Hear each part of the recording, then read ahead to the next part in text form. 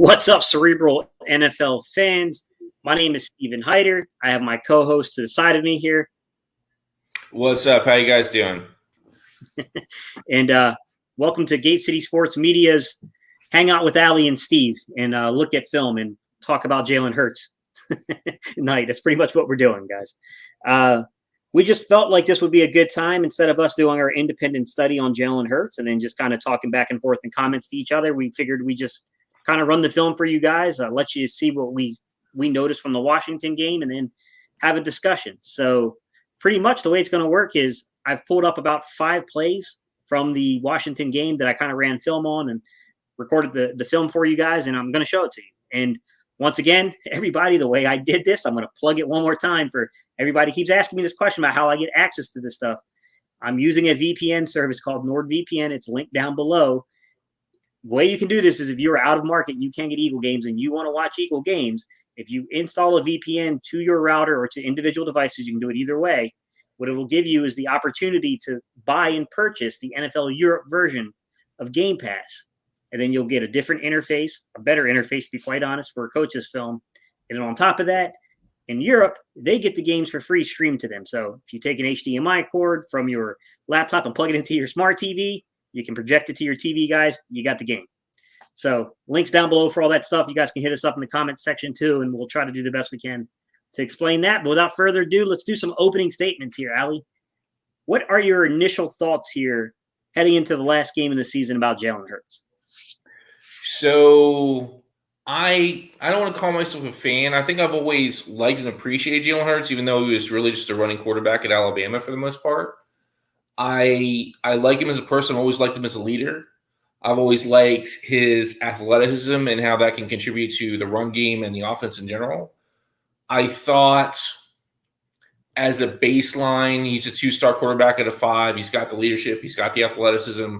The things he struggled with historically, and even a little bit going into this year, are platform, pocket presence, and anticipation.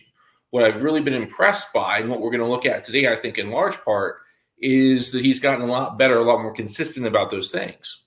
It's not like he's doing it all the time. He's doing what he has to do to win games. But I think the tools, I think the skill set is there. I think the tools are there. He just needs to be more consistent. And I've seen, especially the past few games, a lot more consistency. And that's a lot of what I'm going to be looking for in the film. Yeah. So I'll be honest. I didn't know a ton about Jalen personally in terms of like the leadership stuff. Not like that was all like noise that had never really reached me before, because I'm more of an ACC guy.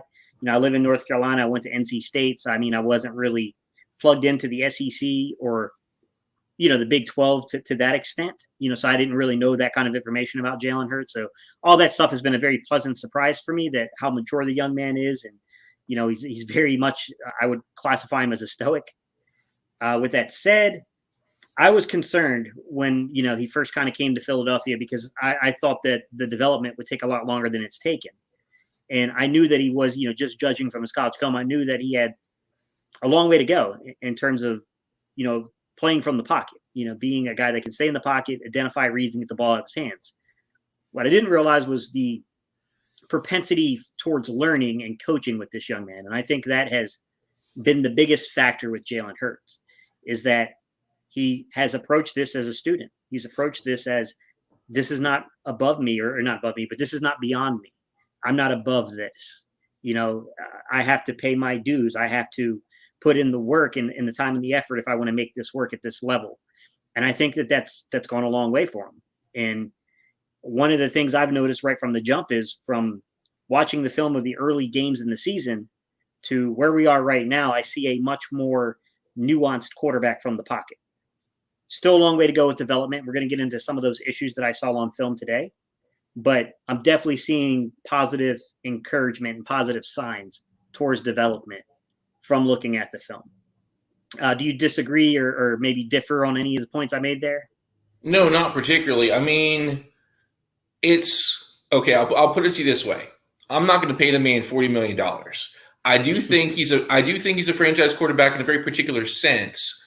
I'm not ready to give him the bag.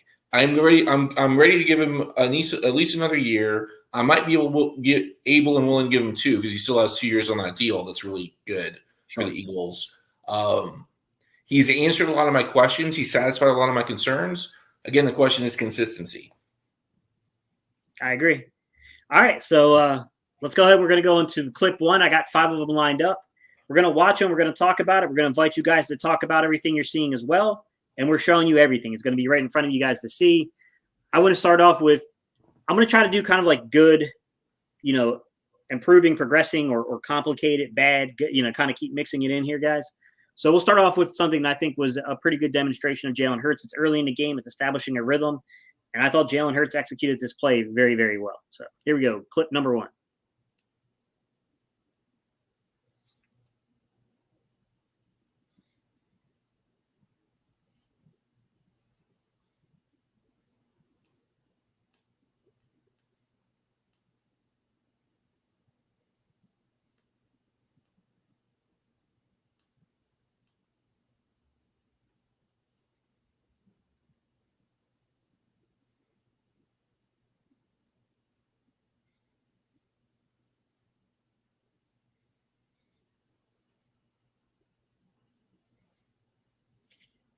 All right.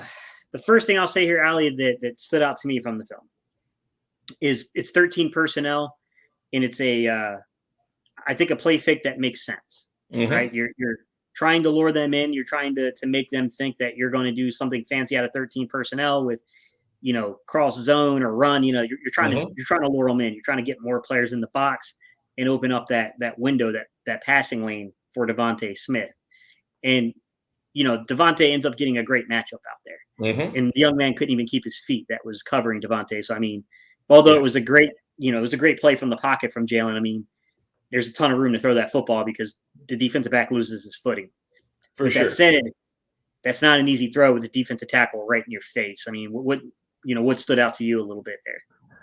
So I believe he was from under center. I believe that there was a lot of timing and rhythm to the throw in terms of the play action fake. And he looked like a pocket passer. Obviously, it was a PA look. Obviously, the matchups were great. I was looking at the matchups on the field and not Bobby McCain, Danny Johnson, I think you said. I mean, serious liability in coverage. And so things were favorable. And I'll say to most of the game, the matchups were favorable. The scheme was favorable. The looks were favorable. He didn't get a lot of hurries. He got most of those later in the game for whatever reason. I think Washington stunned him more or something. I don't know what they did, but he did what we expect pocket passers to do. His drop was good. He stepped up into the pocket, through pressure, not into pressure, through pressure, and threw a great ball in timing and rhythm where it was supposed to go. And he was a pocket passer. And if people are like, well, he's a great guy and all this other stuff, and the letter to WFT about the stands and all that other good stuff, all the good leadership stuff, he is a pocket passer. He just needs to do that more often, more consistently. And that definitely checked the box for me. Yeah, I think on that play in particular, it was just solid timing on the route was more so what I'm impressed with. I'd never doubted Jalen's toughness. I had no doubt that, if he needs to hang in there and take a shot to throw the ball down the field, he'll do it. I don't think that his eluding the rush things that we were criticizing him for early in the season necessarily has to do with a lack of courage. I just think that quarterbacks are, they're worried about being sacked and having a negative play.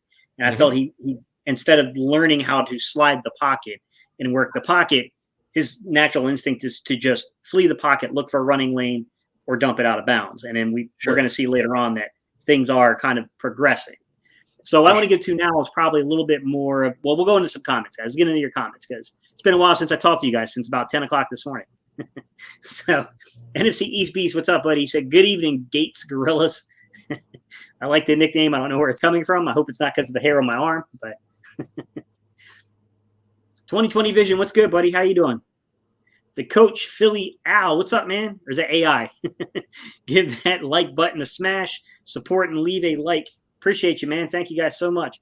What's up, Show Enough? How you doing? 2020 Vision. He said, I've seen a lot of growth in Jalen in the last 3 games after Minshew played. He slides up in the pocket and maneuvers around it. He runs to throw now. The game is slowing down for him. I like that. It's Pretty good. Natira, what's up, man? And we got 2020 coming back again. Says good anticipation and timing on when to release the ball and get it to Smith as he turns. Good. That's a good pickup there, 2020, which is throwing the ball with anticipation, right? Not waiting, but hitting him as he's coming out of the break. Not waiting for him to completely make the break before you release the football, but anticipating it a little bit. He can't predict that the defensive back is going to fall down. I mean, that's just kind of it's the circumstance of events, but he definitely did it. So, I mean, I agree with that. I mean, I honestly, I think it's worth taking another look again because I didn't really, let's see where he actually releases the football because that's a pretty good point.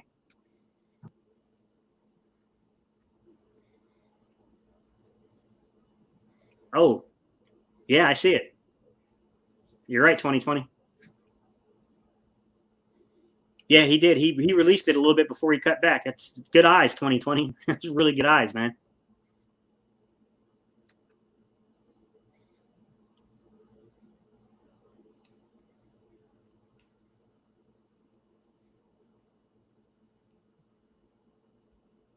Boom.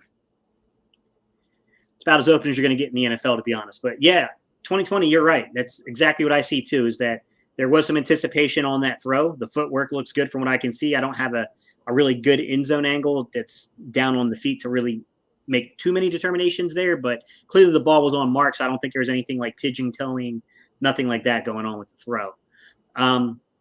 Yeah, looked good to me. From that perspective, everything looked like it was in line to me. I want to get into something that's a little bit more challenging. I want to get into a throw there's some good, there's some bad. There's a little bit of everything involved in the throw. So here we go. Second clip, guys.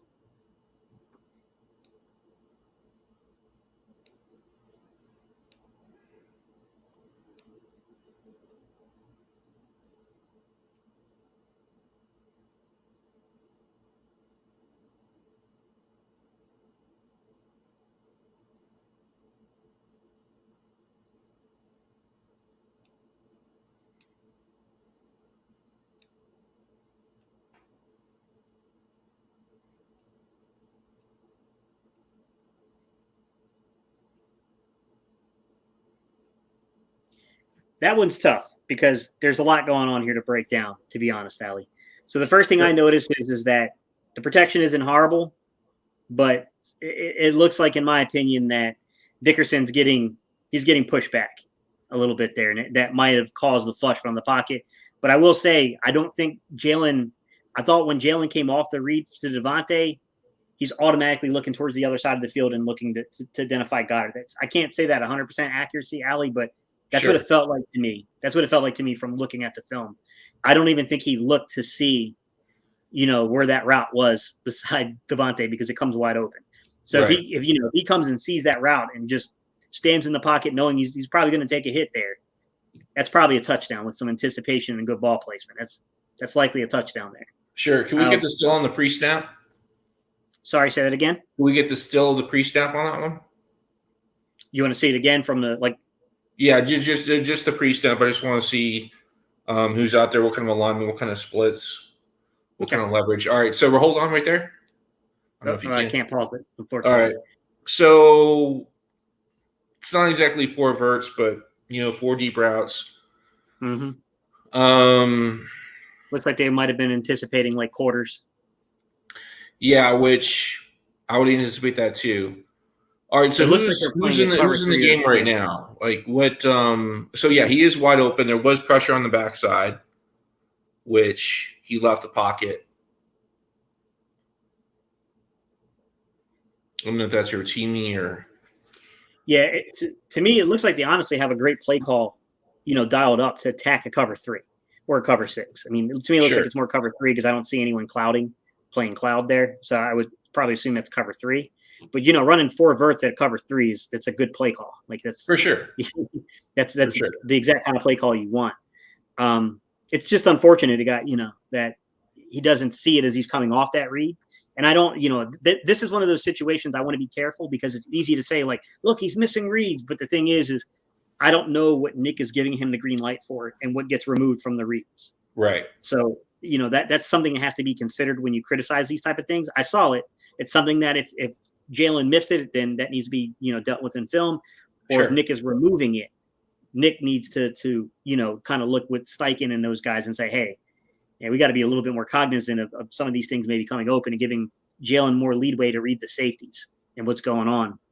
Right. I definitely feel like that could be a case there. But what I will say I thought was a real good positive here was he gets flushed. He could have ran. Could have took off and run for that. But he knows that Goddard is going to come open on the other side by just looking at the coverage. And he hangs tight and he makes the throw. Was there a better play to be made? Possibly. But all in all, I mean, it's growth. Like, he's hanging tough in there. He's finding Goddard down the field. I mean, I think it's one of those neutral areas, right? It's not all bad. Sure, you can make the argument that, like, okay, like, wow, like moving from that progression off of Smith and missing a guy who's about to be streaking in the end zone and then going to Goddard, like, oh man, we gotta tidy that up. But I don't think it was horrible. Like, I definitely think that there's an element to that where it's like, okay, but look, he's still hanging in there. He's not just taking off and running. He's not throwing the ball out of bounds. He's still keeping the eyes down the field, which I think is very important, that the eyes are still down the field looking for something to happen, trying to make a play, which is, I think, is a big step forward for the young man. Sure. Agreed.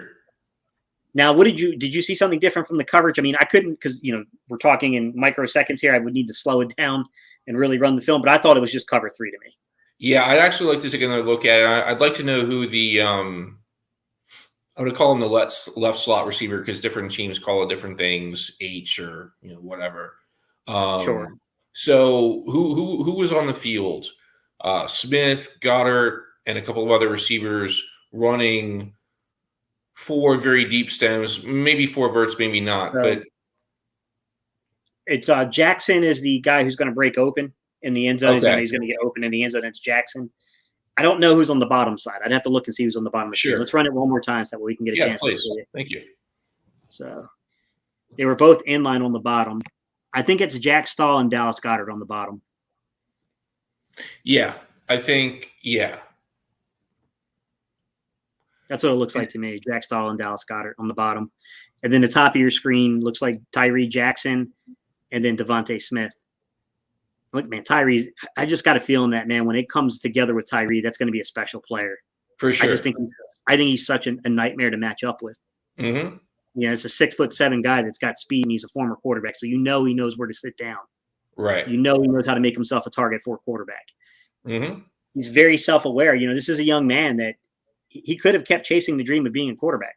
From my understanding is he came to the coaches and said, switch me, switch my position. I want to play. And that's the kind of self-awareness you look for in a football player. Like, for sure. I feel like, like I said, I feel like that's going to eventually come around. But from what I saw, Allie, from just looking at that, like I said, I would really need to slow it down, but it looks like it's just cover 3 to me. It looks like 3 deep, 4 under. One of the guys gets deeper in his zone because of where the routes, you're running at 4 verts. So I think that's why one of the guys ends up getting deeper. I don't think that's quarters coverage, doesn't look like quarters coverage to me, because quarters coverage, you would definitely probably have 2 deep safeties. It's quarters. It could be, like I said, it could be a cover 6.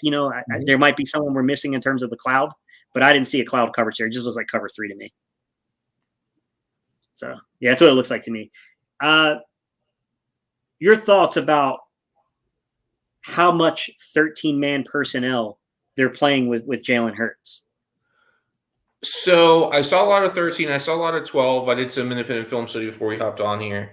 I like it, but it's about context. And I'm glad you said that, because I was just thinking about that play. Stola's okay. He's more of a blocker. Goddard does both well. I like Jackson's future, but I don't really see him there yet. Rager is kind of my wide receiver 5. I'm going to be honest about that. I just am. Like, he's my wide receiver 5. I like Ward as a slot. I like Quez the Z. I like Devontae as the X for now. And you can put, Jay John as a big slot or whatever, as an H or whatever you want to call it. And then Rager's my 5. My orbit motion guy, my gadget guy. That's the lineup that I prefer. I like Ward in and near the red zone. He makes big catches on big plays and big games. I'm not saying he's, great in general, but that's his role. That's his niche, and he's good at it. I like Quez. What I'm saying is 13 personnel is great when you're between the 20s and when it's play action. Sure. But our 13 personnel in particular, with Stoll and Jackson being less proven receivers, I don't like it as much. Do you think it would be more effective if they fed those guys the ball more? And that's what I'm wondering, because, you know, we're in 13 personnel. It honestly doesn't even look like Jalen looks to even read Jackson on the field as he comes off that Devontae, you know, read. It looks like he is immediately looking to the right to me. Yeah. Like he's not even remotely looking towards Jackson's way. And I thought 2020 put up a pretty good comment where he said Jackson was open. He's like, look, he's basically 2020. He's like, look, I'm not gonna lie, Jackson's definitely open there. He said Tuhill came around the edge and he scrambles. He maybe could have saw Jackson's level before he started to run. Yeah, like anticipated that and threw it out there, just judging the depth of where these guys are playing. I think if it was Goddard, he would have trusted to let it go. I think it's kind of leading in a little bit to what Allie's saying, which is, you know, those guys are really good in between the 20s. They have a lot of value and versatility from that set in formation. But if you're not going to give them the ball, then we're just really taking away targets from people, right? To be honest. Yeah. I will say that I hope that they do start to incorporate them, because I feel like Tyree Jackson could be a force downer in that red zone at 6'7", and the kind of speed he possesses as a complete mismatch on a 5'10" corner. Yeah. If they put a linebacker on him, that's a really, really bad matchup for any team. I hope that they, sure. Yeah.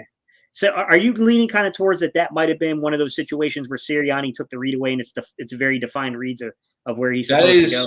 That is distinctly possible. I mean, it's one of two things. Either Hurst didn't see him, which is possible, or he saw him and he didn't throw the ball to him because Sirianni told him not to, because he only trusts a couple receivers on the team, because of some reason like that. Yeah. It's tough, man. I mean, I hope that they start seeing some of this stuff and start saying, like, hey, we got to give these guys opportunities. Like, whether this is Sirianni or Hurst, like some of these guys, they got to have opportunities here. You can't. Yeah. You know, we can't drop the ball like that. Well, receivers can't drop the ball either, but you get what I'm saying. Right. Yeah, absolutely. Especially this week, that's basically a bye game. We definitely need to give those people looks for sure. All right, I'm going to show the thing you've been harping on for a while here about Jalen Hurts, about an area of his game that definitely needs improvement. This is something that I've heard you say in these live streams now that we've been doing them for almost a month together. I think you've said it every single time we've been in a live stream together about Jalen Hurts. So if you guys are curious what we're talking about, we're going to talk about being on your toes and heel clicking. And I'm going to give you a very, very defined example of that happening. So Here we go, guys. We're running the film. Top of your screen is where it is, guys. That's where he's looking to throw.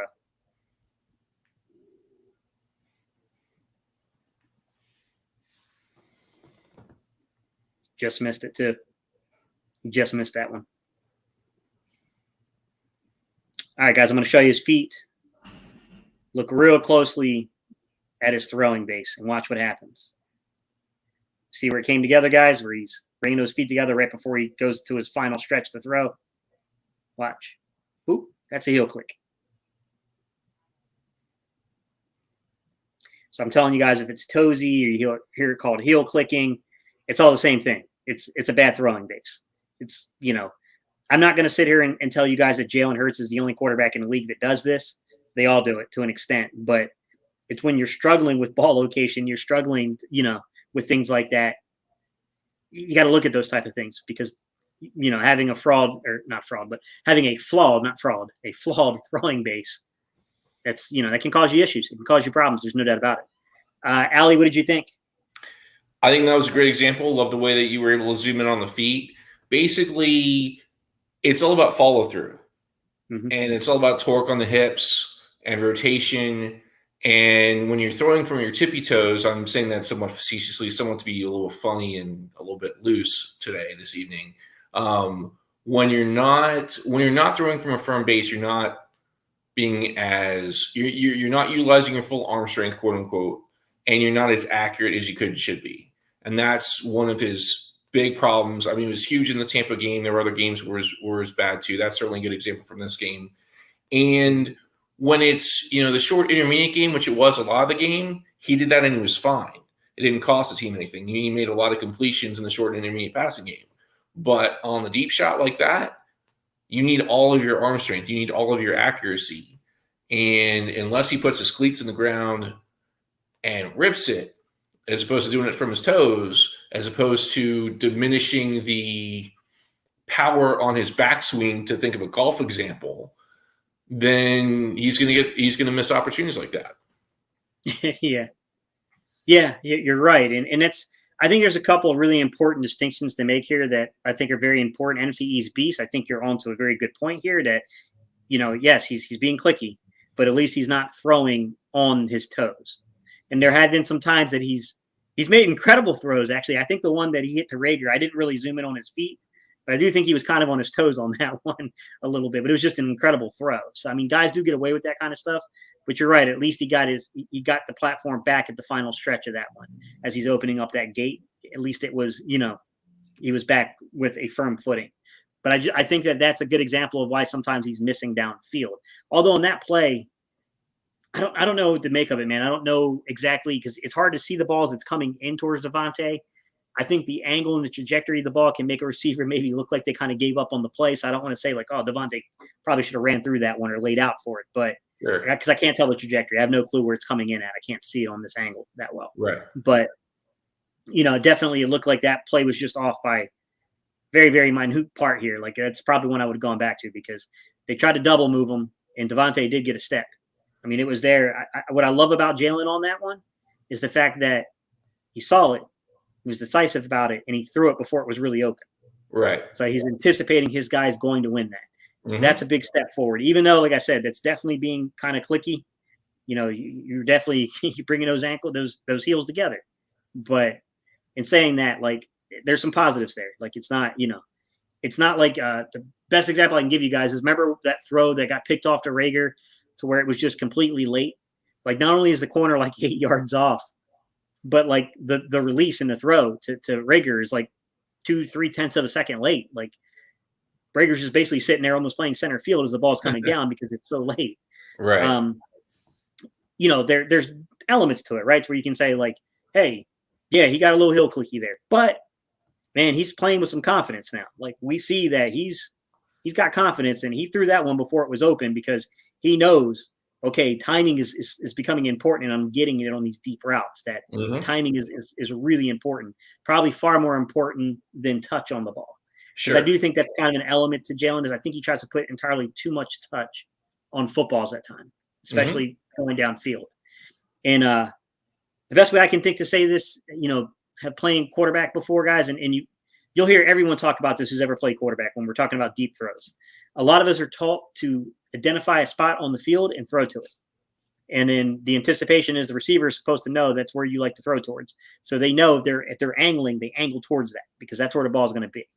Right. And I don't see that necessarily with Jalen. I think it's something that quarterback coach and this offense, we got to kind of get on the same page with that and stop trying to throw these touch passes down the field, and just drive the football. You just got to drive the football a little bit more on those vertical passes, those deep passes. Sure. Because I do see elements of it coming together. I know it's hard to say, guys, and I know there's some people that you guys don't buy into Jalen Hurts, and I get it, but I'm telling you, beneath the surface of this stuff, there are some marginal improvements here. Like, he's playing with more anticipation. He's playing with more confidence. I think it's a big thing from a quarterback. Yeah. Let me ask you this. Does the golf analogy make sense in terms of the backswing and the follow-through? Sure, following through. Yeah, with the hips and everything. Sure. Right. So basically, heel clicky is a problem because you're diminishing the power of your backswing. Whenever you diminish the power of your backswing, you naturally diminish the power of your follow-through. And then when you're toesy, your follow-through is just off. So 2020, that's a example of having your thrown. So one leg is kind of supposed to be up when you release the football. Like, your back cleats are supposed to show, but you're still supposed to have your leg in the ground technically. Not everybody harps on that, though. Not every quarterback coach gives a crap about that, and they don't care if you swing your leg around. But you do have to be careful about the trajectory of how you're swinging your leg. I can't remember the young man's name. He played at Texas. He was the quarterback at Texas last year, college kid. He was horrible at it. Man, if you watch this throwing base and the way he kicked that leg around, Sam Ellinger could have had way more. He could have had far more accuracy on deep balls if it wasn't for that freaking base that he threw from. He just was horrible about swinging that leg around. It took him off balance. And there was a few times that he just got lucky, man. Like, he hit it he hit it anyways. Like he just hit the passes anyways, although he was really off like that. But no, when we're saying about heel clicky, so imagine a quarterback's. See if I can't get this in camera, guys, in frame. Imagine that's the gap between when you throw the ball, right? So we're saying heel clicky is right before he reaches this gap between his legs, right? It's right before that you're really coming to a point in your drop back to where you're literally your back ankles and your heels are almost touching each other before you go to that gap to throw. And it can cause a lot of disruption with the actual throwing motion. It has a lot to do with being able to get your hips through the throw, all those things. It's just gonna affect you being in the right throwing position. And it's something that they work on a lot in the offseason with guys. And to be honest with you, I think a lot of quarterbacks struggle with it. I don't want to say anything about Jalen's height because I don't know if his height has anything to do with it, but I will say that I was a shorter quarterback and I'm nowhere near as tall as Jalen. And to be honest with you, like I was toesy as a passer too. I had the same exact problem. I don't want to harp on this, but I really want people to get this. I don't know how many of your audience are golf people, but imagine taking a golf swing with like a foot or less of space between your front foot and your back foot. You're taking away your power when you do that.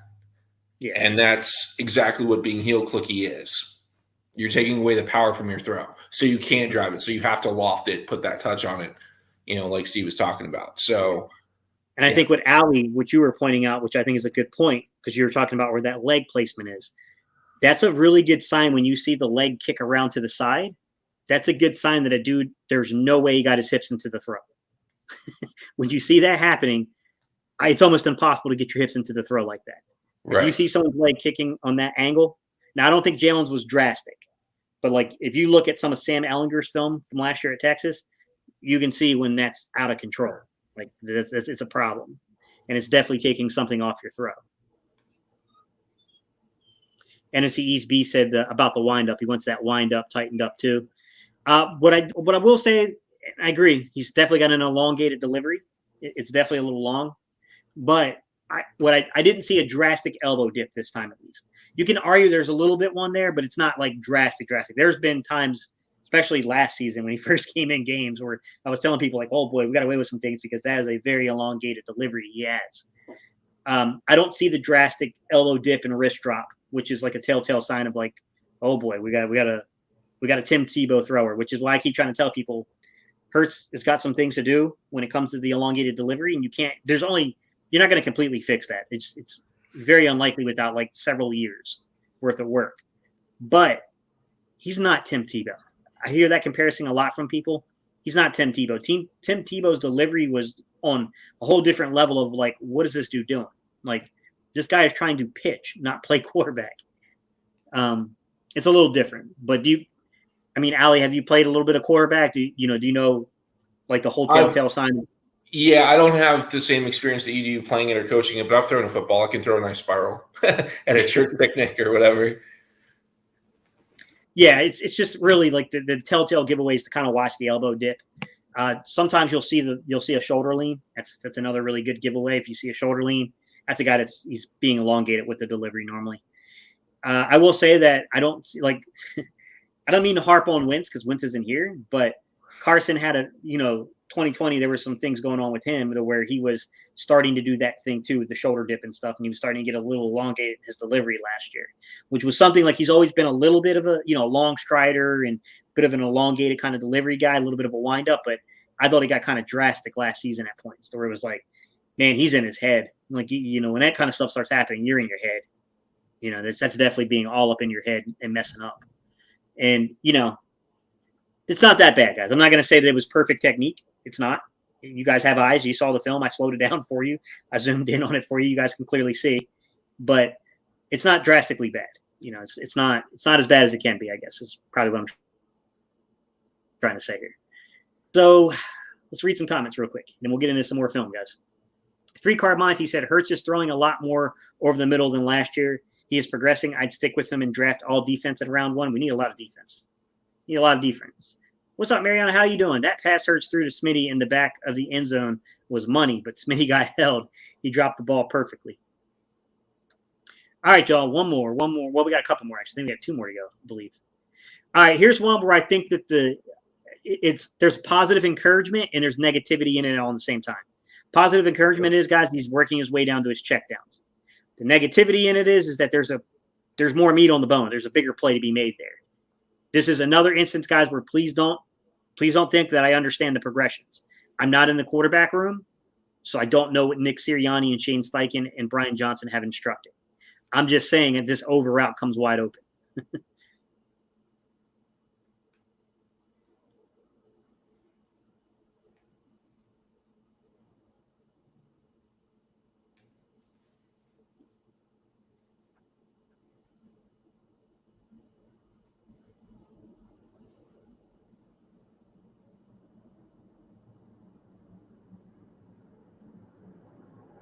All right, guys, they're clearly playing some form of quarters or cover two. Looks like cover two to me.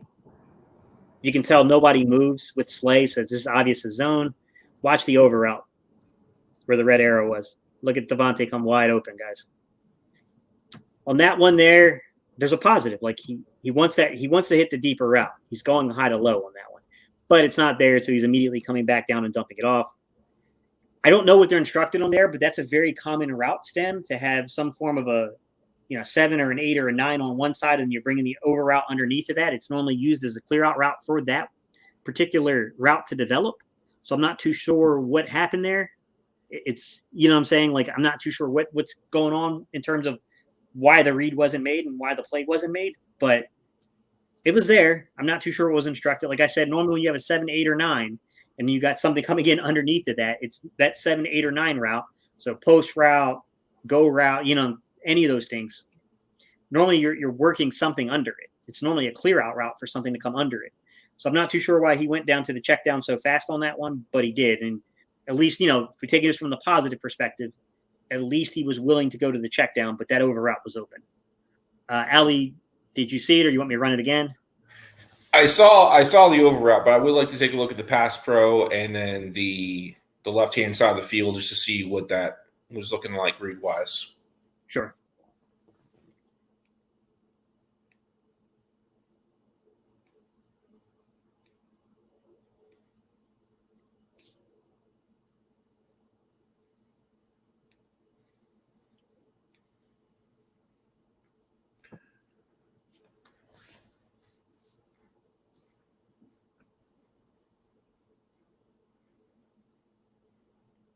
This is one where if I was his quarterback coach, one of the things I would definitely recommend to Jalen here is slide the pocket up. Slide in the pocket here. Yeah. I think for sure. Too So deep in the set. I don't love the play action look there. I think we do play action, and people confuse play action and RPO all the time, and they use the terms interchangeably, and that's just not true. But I think we're a little bit too attached to it. I don't know. I don't remember the scenario from the game or the down and distance or, all that stuff. But I think if that look had been cleaner, if there wasn't the PA there, I think that Hurts would have seen the over breaking a lot better. The pocket was clean. The pass protection was good, if not great. By the way, so one of the reasons I'm all about running the ball is we have an A+ run blocking line and maybe a B+ pass protection line, but in that game, the pass pro was like A+ at the worst. And so they did a really good job in pass protection. Now, it got worse later in the game, more hurries and stuff like that. But the pass pro was great. I didn't see him looking at Smith. Of course, there was the whole pass, the whole PA thing, which I think threw off his eyes and whatever, maybe threw off the timing. Don't really like that look. I don't even know, why that was the way it was. But it almost looked like he was just looking at – I didn't see him looking at the 7, the 8, the 9. I definitely didn't see him looking at the over. It looked like to me, based on what I saw, he was just looking at the check down, which maybe I missaw it, but I didn't see any evidence of a progression on that play. It's hard to tell from the sideline angles. The sideline angles are notoriously difficult to see that on because you can make subtle head adjustments that are not being picked up by the camera in terms of – because you're reading the same side, you know what I mean? The only thing I don't get from this play, and I do think you have a very good point here, Ali, which is, we all want to play action passing, and I do think that there's an element to this offense that needs play action passing. It needs 5-step drops. It needs all those things. But you made a point, and it's a very important point. The downside of play action passing is that your back has to be towards what's developing downfield at some point. That is a downside, especially if you have a younger quarterback. So you're losing what's downfield for a second. What I don't understand about this play is if it's not designed to have the 7, 8, or 9 route get that over route underneath of it, then like I don't understand the design. Like, why are we designing a check? You know what I mean? It just doesn't make any sense. Like, because either you're right, he never looked to the over, or worst case scenario, he never even looked at the 7, 8, or 9 route. And that's a problem, you know. For sure. That's a problem either with design, coaching, or play, quarterback play. Something had to have broken down there because there was certainly meat on the bone on that play. Agreed. Now, what I will say is that we're doing really well. We're moving the football. This offense is clicking. There's still meat on the bone. This team can be better. Like, I'm just going to be upfront, guys. I mean, there's room for Jalen Hurts to be a lot better in 2022 and to really see this offense open up and blossom. So I definitely think that there's some things that are going on here that, you know, if I'm going to be honest, we need more receivers. Like, what we have on the field is not good enough. But there's opportunities that, you know what I'm saying, like, that are not always being taken advantage of either. And I will say this, every quarterback leaves throws on the field. The thing that troubles me about that particular pass, though, guys, just telling you, someone who's coached quarterbacks, is that I'm looking at it from the way you scheme a play. Why are you running a 7, 8, or 9 with an over route coming underneath of it? And then, like, you're not even, like, then you're not taking it. Like, it'd be like running a dagger concept, knowing that, you know, the dagger route's coming wide open. And instead of throwing the dagger out, you're checking it down into the flats where there's a flat defender. Like, it's kind of a very similar concept here. Yeah. And I just don't understand from the scheme perspective why we would have done those things. It doesn't make any sense in terms of that side of things. This is why I wish I could get into the room with the coaches, you know, and be able to actually push and press them for things like, hey, I looked at this play. What's going on here? Like, why are we checking this one down instead of hitting this over route? Like, can you walk me through? Is there something we're missing? Like, what the heck was the read here? One thing, I'm just going to take this opportunity. One thing that I saw, one thing that I've seen, one thing I'd like the team to do, and hopefully they will do in the playoffs, is with the return motion, the orbit motion, whatever you want to call that. Basically, initially teams are moving with the over with a return orbit, and then after the second or third time that it happens, they're like, you know, it's not going to be a throw, and they're using more zone coverage later in the game. And whether it's Rager or somebody else, Devontae Smith runs those quite a few of those as well. Make that an alert. If you get a zone look, you know, make that a quick, easy completion. And there are tools that we're using that we're not using. I mean, even a play action rolling out to the side that the over is breaking to. I mean, that's Shanahan 101, and we don't do that. I don't know why. And that bothers me. I don't want to go too far down that rabbit hole, but yeah. No, I mean, you got some good points. And one of the things I'm wondering is I didn't see anything that could potentially confuse Jalen, but perhaps something confused him in terms of the coverage to where maybe he just didn't, you know, because of whatever he misread something, he just didn't expect that over route to come open. But I just don't see anything that would have been that deceptive. Like, you know what I mean? Like something that should be that deceptive where you don't see it. It just feels like that's got to be a Nick thing. Something about Nick and the way that play is designed, it feels like. But I don't know. I mean, I'm not in the room, but, you know, that's what it feels like. J Rock 360 said Mark Holmes is having a mental breakdown, was yelling Super Bowl all year, and now he's scared, laugh out loud. Yeah, it is what it is, man. NFC East B said, I saw a few plays that were wide open that were missed, but don't know progression and code. Exactly. That's the hardest thing, like NFC East Beast. And it's, you know, it's been something I've been preaching to people for years, that a lot of people assume they know the progressions. And there are sometimes I can tell you the progression based upon the way that a play is run and the coverage that's there. It's run the same no matter where you're at. But there are other plays where it's a little more complex than that. I can't say with 100% certainty that I don't know what they're queuing in on. I don't know what they're teaching them. You know, I have no clue what Steichen and these guys and you know, everyone's teaching in these rooms. So it's hard to say, especially with any kind of authority on the subject, you know. Mariana said if Holcomb didn't have enough depth, I don't think he's in a position really to take the ball, but you might be right. Maybe he drops back a little deeper if Jalen's eyes come up on that route. I mean, it's possible, but hard to say. 2020 said, I think Hurts is too cautious and doesn't let it rip to Smith. I think he's scared to take risk for fear of making a mistake in the backlash. There's probably some potential to that, about playing conservative with the ball a little bit at times, just because he doesn't want to commit a turnover that can hurt us. And, it doesn't help when we're allowing the opposing quarterback, to hit almost 70% of their passes on you. That's not a good look. You know what I mean? Like, it's clearly puts pressure on the offense. I'm not trying to take shots again. I'm just stating factually, like, all these teams keep scoring in the first quarter on us and putting our offense underneath strain. And on top of that, our zones are so soft at time. And I do think Gannon has adjusted that, and they're playing a lot more man. But same time, you know what I mean? Like, there's a reason why guys were hitting 80% passes on us. That's a lot of strain on your offense to keep up. Steve, would you say that Hurts is a lot more aggressive in the second half relative to the first half? I believe so. I believe that's what I'm seeing. Yeah. I think that's because he knows he can't make mistakes in the first half because we're super conservative in the first half. So I think as JG gets hopefully more aggressive earlier, Hurts will get more aggressive too.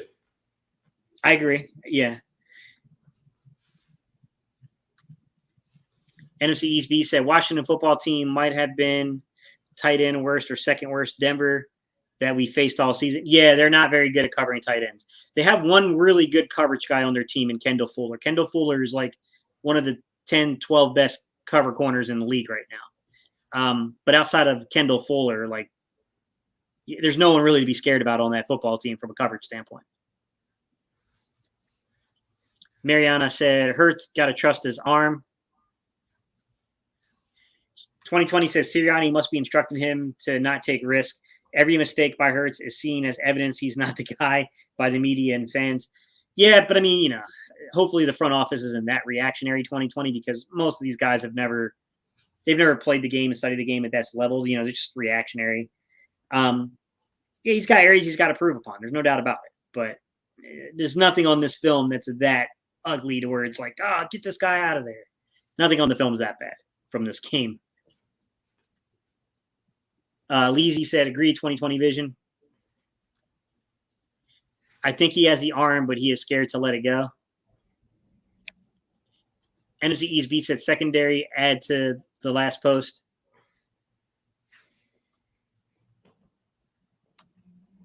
Leezy said, I don't know if it's confidence or, like you said, fear of being chastised. It's possible. Marianne said, Darius Leonard and Keenan Allen still speak highly of Sirianni, said he's a great coach. Yeah, I like Sirianni a lot. I was on Sirianni before he was even hired. And I didn't know much about Sirianni. I just, I knew he was coming up on the horizon for candidates. So I was like, let me go find out who this guy is. And I listened to about 4 or 5 hours, worth of his, speeches and talking. And I said, there's something about this guy. I like this guy a lot. Then I made the projection that he would be hired. And then 24 hours later, he was hired. So that was just really good luck on my part. Cognac said, Siri is a good coach so far. Next year, I'm expecting better results. I think so, too. I definitely think so, too. 2020 said, 34 people here, only 4 likes. Please hit that like button and subscribe. Come on, guys. Help me out, guys. Come on.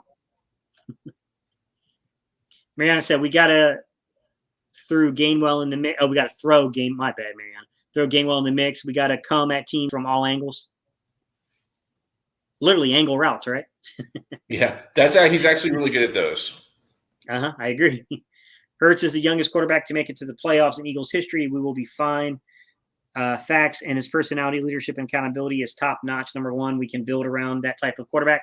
I will say, look, I'm not trying to move on from Hurts, J-Rock, but I don't find that to be a very convincing argument, though, because the playoffs expanded. So it's not fair to say the other guys didn't do it when they didn't have a 7 playoff team format. You get what I'm saying?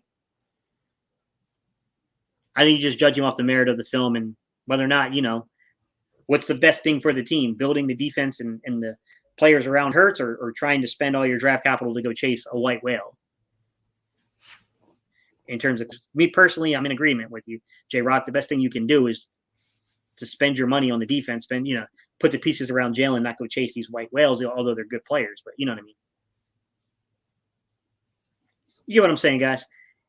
J Rock said, Gate City, do you feel like Hurts and Smith can turn Rager's career around in the offseason? I feel they can. I hope they can, because it's not pretty right now. I mean, Allie's already ready to move on. Make him a full-time punt returner. He had that one really nice one. He needs to find something that he's good at and be consistently good at that. He's a role player. He's not a starter for me. Yeah, I definitely can feel that one, guys. It makes sense to me. All right, I got one more here. One more to do the film study on.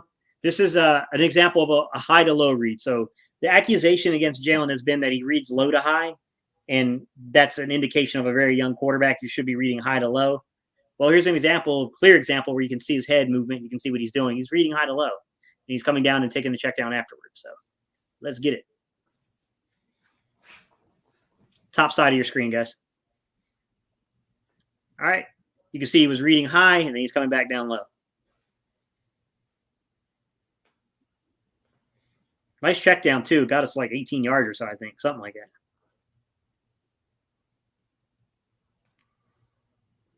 All right, so he's going to read this route up here by Devontae, I think, because he was running it.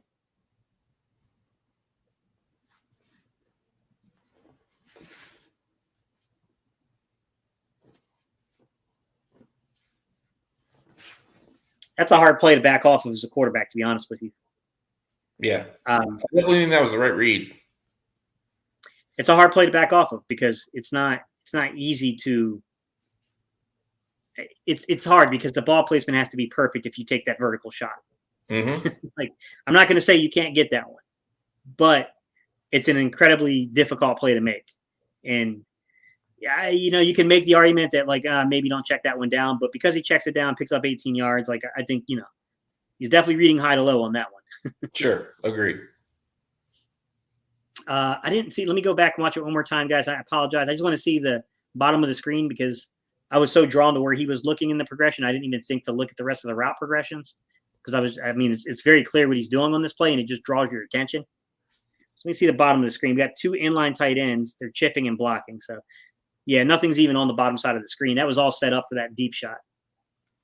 So basically, that was 7-man protection. Yep. And I complain all the time about why Philly has a stacked tight end look, a YY look on one side, and then two receivers on the other side. They do that a lot. And The one time I do like it is when it's 7-man protection. In 7-man protection, you really only have 2 deep routes. And then you've got Boston Scott, who you need to keep on the roster for another year because that's what he does. He's a good player. He definitely he made the most out of that. Him and Hurts both. Yeah, and that's the thing is like you're max protecting, so you got protection there. The problem is that allows a lot. It's just not a lot to draw the eyes of anybody. I mean, look, I give them credit. They tried to take the deep shot. They're looking for – that's clearly an example of them trying to get aggressive and take a deep shot. Mm-hmm. Hurts does a good job. He comes off the read and, he goes down, hits the check down. I do think that a guy like A-Rod or someone like that probably tries to make a play on that vertical pass, but that's not the play for Jalen. I agree that Jalen probably made the right choice there. That's probably not his throw at this point in his career to try to make that one. But – sure. I can tell you that there's a little part of me that's kind of like, oh, man, I might have tried to take a shot at that one. To be quite honest, I'd have got picked off. I'm just going to be honest because I probably would have gone for it.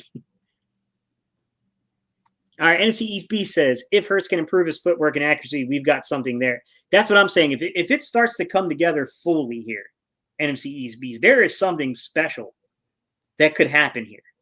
I hope people see this, that it's not, this is not meant to diss him. It's the way you would look at it as a coach.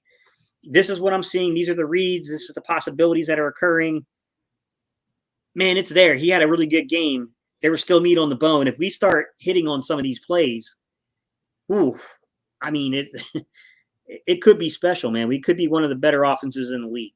There's a potential possibility there. NFC East B says, look, looks like there should have been a hot to the left, a hot there's really nothing there, though, man, because they're 7-man, pretty much max protect. I don't almost call that.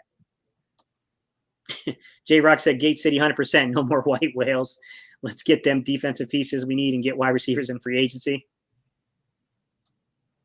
And he said no hot receiver on the left side. I mean, I guess they were just looking to the check down. I mean, I'm assuming the instructions on that play probably NFC East Beast are look for the deep shot, come back down to your check down. If neither thing's there, you put it out of bounds. I'm assuming that's exactly what he's instructed to do there. Because with a 7-man protection, everything's kind of so tight to formation, even scrambling and breaking the pocket would be a little bit of a challenge because everything's to one side of the field. Mm-hmm. NFC East Beast said the other left. It is possible that one of the tight ends was supposed to chip and then come out for a hot read and didn't do it. You know, sometimes guys mess up, and that's got to be a side to it too. That man, there should be some kind of an alert or some kind of a hot read here to the bottom side of the screen. Either that or they're calling straight up full max protection. Time to give Boston Scott some of Miles Sanders' bag. Agreed. All I'm talking about is 1 year, $1 million, $0 guaranteed. That's all I'm saying. Scott and Howard both. 2020 said strange one, Coach and Allie. Quez's body language looked more decoy. He stopped running and didn't follow through to the end zone. Let me watch that one again. I honestly didn't see that 2020, so let me watch it again. I might have missed something. Because I'm reading it from quarterbacks. So I'm just really watching his eyes and where he's going with the football. So let me take another look at that one. Sorry, guys. I know we've watched this one like 4 times now. All right, let's see what Quez does. He keeps going. I think he's angling. So I think he's kind of trying to, I don't know, 2020. It's hard to say on that one. I think he might have been looking back, expecting the ball to already be there if it was there, and maybe he's looking back for a scramble drill. I think that could be possibly it, or he's angling it like he's going, kind of angling it towards the sideline to give him an area to throw to, maybe. No, because that's where the corner's trailing. Yeah, so you wouldn't angle it to the sideline because that's exactly where the corner's trailing there. I'm going to guess that he was probably getting ready to turn it back down for a scramble drill because he's probably expecting the ball to already be on him if it's going to him at that point. That's what I would guess, but to be honest with you, 2020, I don't know to be certain. I can't say with 100% certainty here. Allie, let me ask you some questions as we kind of close this out, guys. Sure. Allie, what are your thoughts here about Jalen Hurts in this game? What did you think overall? Overall, we actually didn't go over these plays. It's fine that we did, and we can do this again another time if we want to. But I really liked his mobility in the pocket. He's shifting in the pocket. He definitely showed a lot on tape in terms of pocket mechanics. And there were a couple of plays where – so a couple things. He navigated the pocket really well. He did a good job. He was hurried a few times. He did a good job with the hurries. We didn't see those. Those weren't on the film, but he did a good job with the hurries. And what I really liked is he looked to throw before he looked to run. But when those looks did break down, he did run for 20, 30 yards. So he still got that ability. That's something the defense has to account for. Those are my general notes, I guess. Yeah, I would agree with that. There is the one play he rolls right, and he's keeping his head down the field. He ends up throwing the ball inside the 5-yard line. I can't remember if it was to Dallas or who it was to. It was one of the receivers. 3rd and 14? Yeah, I think so. That was to Greg Ward. It was to Greg Ward. Yeah, so that was a really good play down around the red zone. I thought that was a good play. I think that's something we could pick up on another episode, guys. We could kind of pick that one up and talk a little bit about what we're seeing from Greg Ward and how he's playing with Jalen Hurts, and kind of, he doesn't have too many targets on the season, so I feel like that would be a pretty easy film segment to bring up. I don't think it would take a tremendous amount of effort in terms of doing that, but definitely. Yeah, definitely. One thing I'd like to do, and I definitely want to get everybody's opinion, is taking a look at some Ward film, some Jackson film, basically receivers that aren't getting a lot of love, and hopefully get some love this weekend, and just, kind of get a sense of who they are and how they do and what they do. Yeah. I think we could do that. Oh, my bad, J-Rod. I didn't even read I'm sorry, J-Rod. He said, Gate City, do you think Smith will have a better career than Deshaun Jackson or possibly T.O.? I think there's the potential for that, but I'm not going to put those kind of expectations on the young man because, T.O. was like one of the best of a generation. I don't want to put that kind of expectations on him, but I think he's going to be one of the better receivers in this decade, in my opinion. Do you want to add into that, Ali, like how you kind of? Yeah, I mean, Tio is one of the greatest. He's got a different game. He's got a different body type. I think Deshaun Jackson is a more apt comparison. That dude is straight up speed. I don't know if Smith has his speed. Smith has great separation. He's a great receiver. He could have a Deshaun Jackson-like career, but he's a different player. And I don't think it's fair to compare the two in terms of the type of player that he is. But, I mean, he's putting up great numbers. I almost wanted to get in against Dallas just to break that record, but yeah. Yeah. Liazy, we can definitely hit that one, man. We'll definitely do a War Junior film breakdown. And this is a good one. 2020, so I'm going to cop out here. But I'm going to cop out for the interest of everybody. Instead of me answering this, why don't I study the film from 2016 and we can do a side-by-side comparison between Jalen Hurts this season and Dak's 2016 season and go over some of the similarities, some of the differences, the strengths, all those type of things. I think that would be a really, really, really good film segment to do. I'd like that. NFC East B said, where the H did that hour go? Great job. Hey, we're doing our job if it flew by, guys. J-Rock360 said, 100% facts. T.O. was top 5 all-time. Dudes, he was a monster, man. I don't like the way things ended in Philly with him. I really wish things could have worked out, but I can't take away from that man's talent. He was next level. What's up, Big AL? Man, I wish you would have got here earlier, man. We were doing all kinds of film study. Would have been good to have your perspective. Gonna hit us up in the comment section and let us know what you think. Allie, I appreciate you doing this tonight. This is kind of fun. Yeah, my pleasure. Absolutely. We're gonna try to figure some stuff out, guys. We have a Saturday game. I don't want to be too imposing on Allie's schedule, so I'll figure out some stuff and we'll work some stuff out. We're gonna try to do something else this week, but if not, maybe we can double up next week on something, or we'll figure something out, guys. I mean, you guys definitely gave us a ton of ideas here, so yeah, I definitely think that we got some stuff to do, and this will be a really good one, 2020, once we get to the offseason to really do a good breakdown on this. Allie and I have been discussing back and forth. I know a lot of you guys kept asking me about doing a big draft board and some player profiles for the draft season. We're going to do some working stuff. It's not going to be this year won't be as good as what we're going to bring to you next year.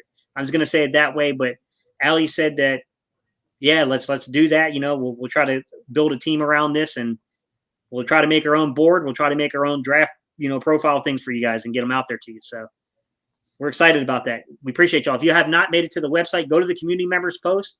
I put up some articles for you. Remember, we're trying to get the podcast up and running, guys. We're going to have podcasts for you. We're going to be in as many places as we can be for you. Podcasts, YouTube, websites, whatever we can do, guys. We may even do Twitch and stuff. I don't know. We'll figure it out. I don't know about Twitch. I'm not really much of a Madden player. I used to be. I used to love playing Madden. My wife might kill me if I start with Madden again. Gate City, make sure you also add that the NFL and refs always help Cowgirls win. Big Al said, would you trade Minshew or Dillard this offseason? I think you asked me that. Depending on the price, sure. If I'm confident in Jalen Hurts and I get the right price for Minshew and Minshew has an opportunity to start, I'm not going to hold him back. I would make the trade for him. Dillard, if I get a third-round pick for Dillard, I'm probably moving on, even though I think he's an adequate left tackle as a backup. I mean, he can't really be a swing guy. He hasn't shown us to be able to play the right side. I do think he showed a little bit of ability to at least be a swing guard tackle on the left side, but I don't know, man. I just don't know that's the type of guy you want here on a fifth-year option, making that kind of money as a backup.